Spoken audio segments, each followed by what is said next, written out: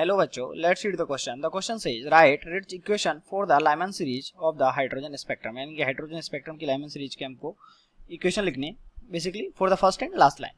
तो इस क्वेश्चन को सॉल्व करने के लिए हम इस क्वेश्चन के लिए इसका सबसे पहले की कॉन्सेप्ट रखेंगे. ओके, एंड इसका जो की कॉन्सेप्ट है that is wavelength of spectral lines. Wavelength of spectral lines, ये इसका की कॉन्सेप्ट हो गया.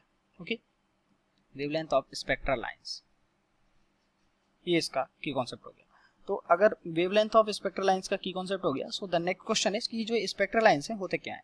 तो किसी भी जब एटम में किसी भी एक ऑर्बिट से दूसरे ऑर्बिट में कोई ट्रांजिशन होता है तो उसका जो स्पेक्ट्रम होता है उसमें कुछ लाइंस दिखाई देती है और जिनको ही हम क्या बोलते हैं, स्पेक्ट्रल लाइंस. ओके, अब हमको बोला गया लाइमन सीरीज. तो अगर हम लाइमन सीरीज की बात करें तो ये कहाँ से स्टार्ट होती है, ये स्टार्ट होती है 1 से लेके और ये कहाँ तक जाती है 2, 3, 4 एंड इन्फिनिट तक. 1 से लेके 2 के बीच में, फिर 1 से 3 के बीच में, मतलब 1 से आगे आगे सारे ट्रांजिशन लाइमन सीरीज में होते हैं. तो अगर हम लाइमन सीरीज की फर्स्ट लाइन की बात करें, फर्स्ट लाइन कहाँ से कहाँ तक होगा ट्रांजिशन, n इक्वल्स टू 1 से लेके n इक्वल्स टू 2 के बीच में ट्रांजिशन होगा. और जब ये अगर वेवलेंथ 1 इक्वल्स टू 1 से लेके 1 इक्वल्स टू 2 के बीच में जो है ट्रांजिशन होगा, तो इसके लिए जो वेवलेंथ है वो क्या रहेगी, क्योंकि इसकी एनर्जी क्या है, मिनिमम है इसमें एनर्जी डिफरेंस. तो लेमडा क्या रहेगा, मैक्सिमम रहेगा, यानी कि 1 upon lambda max it is equals to वो कितना होता है आर जेड स्क्वायर. हाइड्रोजन के लिए जेड कितना है 1 into 1 upon n1 square. 1 upon n1 square यानी कि 1 upon 1 square minus 1 upon n2 square which is 2 square. ये फॉर्मूला होता है 1 upon lambda it is equals to R Z square into 1 upon n1 square minus 1 upon n2 square. ये जब कोई भी दो ऑर्बिट के बीच में ट्रांजिशन हो रहा है तो वहां से जो वेवलेंथ आती है.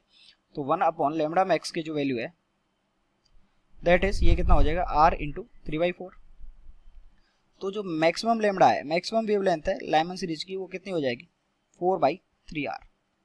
ओके, और ऐसे ही अगर हम लाइमन सीरीज की लास्ट लाइन की बात करें, ओके ये तो हो गई हमारी कौन सी फर्स्ट लाइन. अब अगर हम इसकी लास्ट लाइन की बात करें,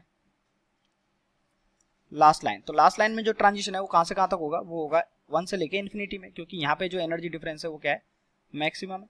तो जो लेमडा है वो क्या रहेगा, मिनिमम रहेगा. तो यानी कि 1 upon lambda minimum it is equals to R into Z square which is 1 square into 1 upon n1 square यानी कि 1 upon 1 square minus 1 upon infinity square which is infinity.